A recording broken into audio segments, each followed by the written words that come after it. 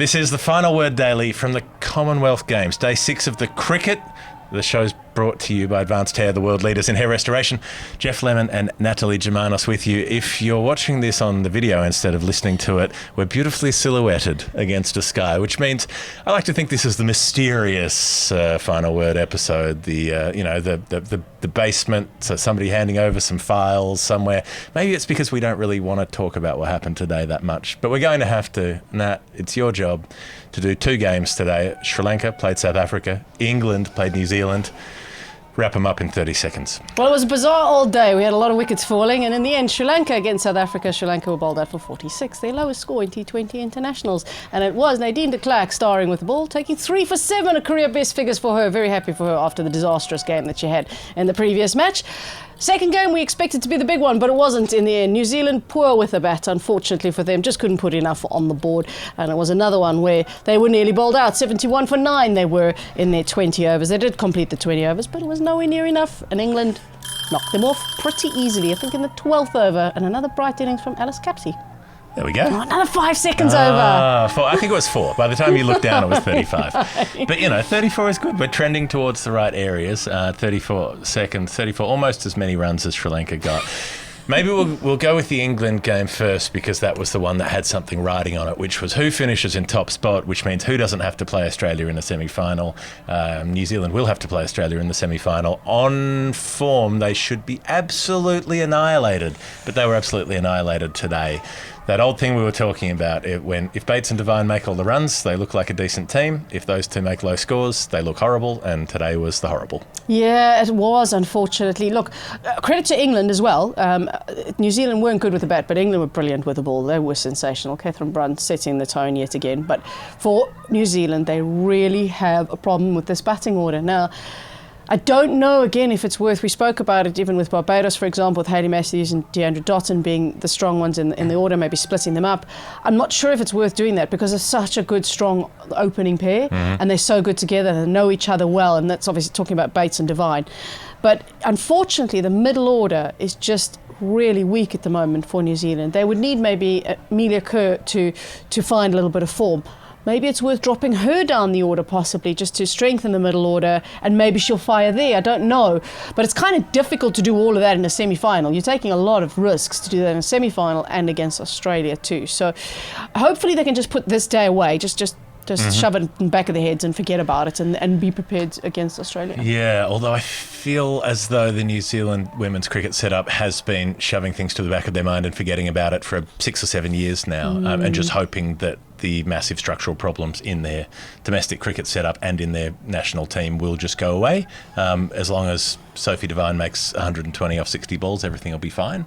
That seems to be the attitude, the approach. I mean, we've spoken about the strangeness of the way they went about things. Remember New Zealand cricket saying, we have to pension off Amy Satterthwaite because we want to give opportunities to younger players.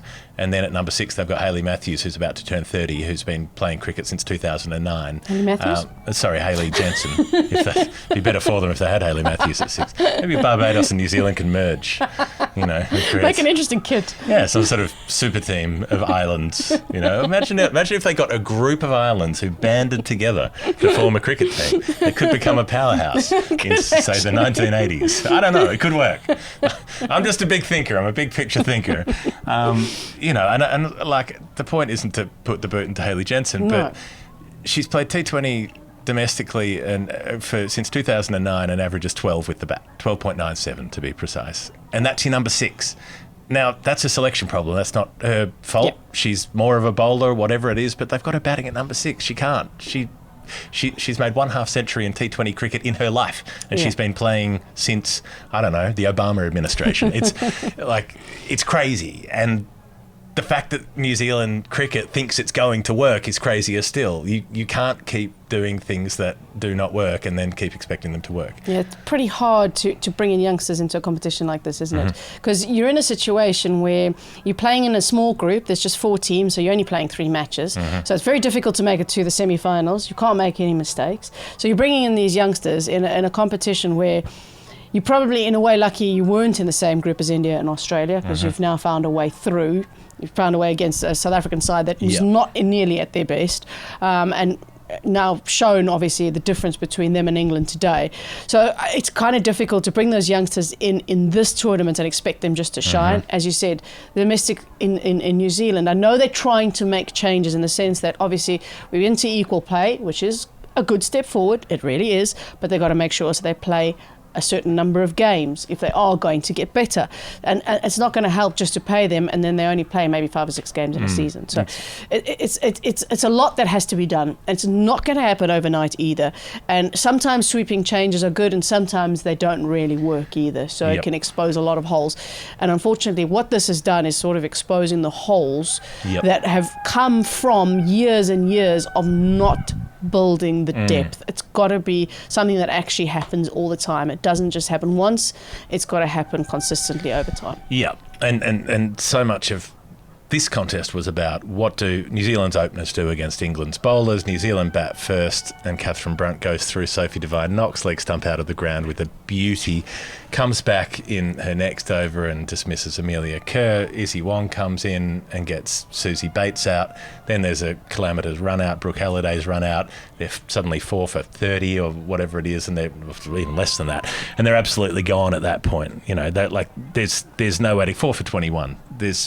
You can look at New Zealand already at that stage of the innings, and they're about 7 overs in by then, and think, well, they're pretty much gone. Yeah, absolutely. And I think for New Zealand, they must have at that stage been thinking, all right, we need a little bit of a rebuilding phase. We want to bat out our overs at least, which they ended up doing. But the problem that they had was when they got to that end phase, where sometimes you get a bit of luck on your side, maybe edge it to the boundary, or there's 5 wides, or whatever the case may be, you get a few lucky runs, and it kind of bolsters that total. You get closer to 100.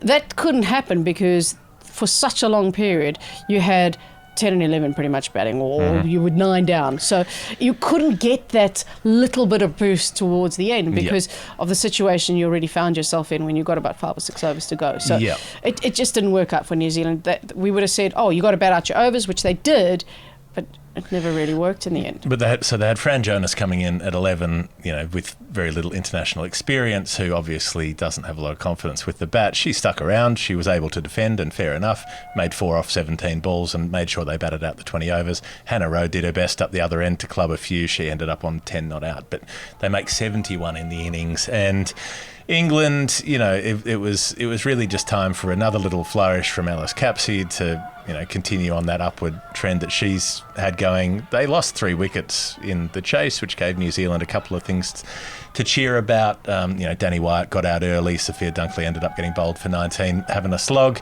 But it really didn't matter. You know, there was so little riding on any of the exchanges because you knew that England were going to get there at some point. Yeah, absolutely. I mean, from England's point of view, once they'd done the job with the ball, they knew, well, barring something just ridiculous, they were going to top this group, and that means that they obviously avoid Australia. Now that doesn't mean that it's going to be a sure thing against India either, because as you said, there's 3 wickets were lost. Now we have seen that Sophia Dunkley has got an issue with spin. She struggled against spin, and her strike rate does drop quite dramatically against spin. Now you're playing India, so don't be surprised. As much as obviously Renuka Singh Thakur has been absolutely brilliant with the ball, I'm sure she'll still open, but they're probably going to open with spin against Sophia Dunkley. So that's something that they're going to be looking at as well, and very closely. So the wickets that fell does give an opportunity, obviously, for the opponents to look at and go, all right, well, this is sort of where we're going to go with England, and they have got a very good batting lineup, and we've seen the batting lineup through this tournament, actually, because it's not been top heavy for England. It's actually gone all the way through. So we have seen all of them. It hasn't quite clicked yet. It may very well just be clicking at the right time for them, possibly. But I really do think from England's point of view, there's a couple of holes that they'll want to see if they can fix as quickly as possible. So 2 for 4 for Catherine Brunt, 2 for 10 for Izzy Wong, 2 for 13 for Sarah Glenn. Happy days for England. Similar sort of story when Sri Lanka played South Africa, even worse in a way. Sri Lanka bowled out eventually. They managed to drag that innings pretty late too, but bowled out for 46, their lowest ever score. 57 had been their previous lowest T20 score, you know, if you don't count a couple of tiny run chases where they've won and that sort of thing. But in terms of a completed innings, that's the lowest T20 international score they've ever made. We've talked about all of this before. They didn't play for 2 years. They played a bit over the last 3 or 4 months or so. They did win the qualifying tournament to get into the Commonwealth Games and were the top of that that tournament, but they've been nowhere since they got here. And I guess a little something for South Africa to take home. At least they got a win, but it's almost, I don't know if this doesn't make sense, but if you beat a team that thoroughly, then it's to me, it feels like the win counts for a bit less in a way. It's like that team was so bad that beating them isn't an achievement. I don't know if that's unreasonable. No, I get you, and also it's in the context of the games. Obviously, it didn't mean anything in the end. Yes, wins are wins, and we talk about that all the time. And you want to make sure you get back to winning ways, because South Africa had to wait. I think the last time they won an international match was on the 17th of June. It's been quite a long time. That was against Ireland in that tour. And after that, they had the Test match, the 3 ODIs against England, the T20s, 3 of them, and obviously Com Games, the first 2 they lost. So it's great for them to get back to winning ways, because winning is a habit, and as much as that is a cliche, it is true. But you've come up against a really poor batting side at the moment. Jamari Atapatu not firing. I think South Africa's plans against her were really good. They were very clever in how they bowled to her, and they made sure she didn't have as much of the strike, and obviously she couldn't get away, and all of those things. But you have to be realistic about the win that you've had in the end. So for South Africa, I love that they executed well, and what they could control, they did well. The bowling was excellent, the fielding was good, all of that. But you do have to take into account your opponents as well. And the perfect setup for the South African opening pair. Coming in needing 8.5 and over, not so good. Coming in needing to chase 46, perfect. Did it without losing a wicket. Brits and Bosch. And I did see also, and we spoke about this last night, about the deficiencies in the technique and the ability to open the face. And it's something that Lisa Sthalekar picked up on, and in that the closed face obviously is an issue for some of the batters, in particular the 2 openers. But I did notice today that Tasman Brits was trying to access that offside. She's trying to open the face and drive it through the offside, which, as an opener, if you're going to open in this format, it is required, especially to try and go over the top. And we saw the field set. It was the same fields that everybody has set to Tasman Brits, a strong leg side field, and obviously everybody up on the offside. So she was trying. It's there, and it was an opportunity to do exactly that today. And it's just try a few different things. And I think it's something that she can go back and work on. It's never as good as working on it sort of in the middle, if that makes any sense, because people will say you don't want to work on things in the middle. But what I mean, let me see if I can get this out properly. Okay. What I mean is, that is the best practice for me, is out in the middle, really. Right. Because nets, you can't simulate what you're getting out in the middle. Sure. And I think it was good for them to get out there with no pressure and be able just to try a few things. The best practice is a game that you can't lose, basically. basically. I think that made sense. It does, in a way. I mean, it effectively becomes practice. I think we've come to the point where we need to do the Hall of Fame. This is the Final Word Hall of Fame. It is the most final word moment of the day. It's brought to you by Advanced Hair Studio. If you then go .com/final word, you can get 15% off if you want someone to renovate the rugs up top. Can be useful for men, women. They also do hair extensions. So this is a cross-gender thing. If you want to check out Advanced Hair, they're sponsoring the show. Right. The most final word moment, the things that jumped out at me, I mean, I'd say holistically, Catherine Brunt, particularly, there's a little bit more investment when you've just recently done a big interview with someone, because then you feel like you've bought into their story a bit more. So the fact that she comes out, again, a wicket in the first over for the second time in this tournament, she's done that a couple of times, so pumped up. I mean, getting Sophie Devine, she does the big runaway towards cover, the jump in the air, the punch, getting engulfed in the team, the crowd going up, and then the fact that she takes 2 for 4 off 3 overs and doesn't get a 4th over. I mean, come on. What do you have to do in this situation? Like, it was clever by Siva because she let Freya Kemp bowl the last over and a bit more practice bowling the final over of an innings and all the rest of it. But still, come on, give Catherine a bowl. Yeah. Well, I wonder actually what the question or the conversation might have been between the two, if there was any. I don't think Catherine Brunt, obviously, she's not going to mind much because she's in the form of her life and she's going to go into the semi-finals with the confidence up. But Catherine Brunt, Natseva, I wonder what the conversation might be tonight. Why didn't you give me that extra over? Yeah, I mean, complicated domestic things. Any Hall of Fames for you? I'm going to go with Nadine de Klerk. Previous game, 21 and 13. Couldn't land the ball, not for anything. I think she decided on that new surface she was not going to damage it. She's just going to not land the ball, and she was just smashed all over the place.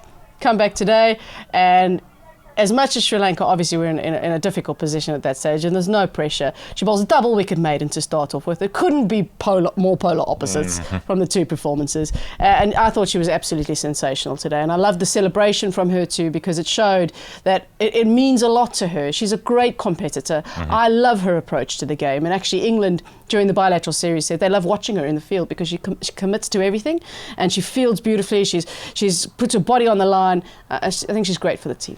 My last one is, so a couple of horrible scorecards. Adipota made 15.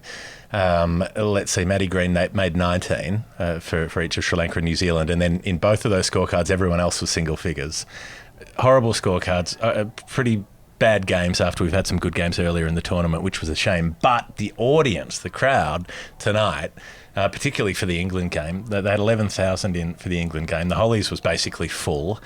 And they were going nuts. So, I mean, yeah, England chasing 72, but every time there was a boundary, all those four signs were getting waved around in this cavalcade, this wave. There were cheers and roars going around. And I think, so there was a PA announcement that said, whose first cricket game is this? And there was a very loud response. So a lot of people, you know, whether it was a quarter or a fifth or a third, I don't know, but a lot of people saying they hadn't been to a cricket match before. So they didn't really care that England were chasing 72. They thought that was good because England were likely to win. And they were really into it. You know, I loved it. And that encourages me that for the semi-finals and the final, we should be getting a packed out house. Yeah, absolutely. I'm actually really looking forward to that part of it. I mean, we've got two really good semi-finals lined up and it should be a very good final as well. But I think the crowd's going to be packed. It's a crowd that is, as you said, just getting into it. I've enjoyed the fact that there's been all ages as well. It's been a family affair. They've been singing. They've, as you said, everything they've gotten into, and they've been a good crowd as well in terms of giving the opposition as well a little something, in that when they do something right, they're behind them too. So I don't think you can ask for more from the crowd. So it will be New Zealand playing Australia and England playing India. We don't know which match is first and which match is second, but that will be coming up on Saturday. This has been The Final Word Daily with Geoff Lemon and Nat Germanos. If you like what we're doing on the show, you can support it at patreon.com/thefinalword. And also, if you like doing what we're doing on the show, you can just watch it on Saturday when the semi-finals will be up for the Commonwealth Games. Should be a corker, and then one day more until the medals. We'll see you then.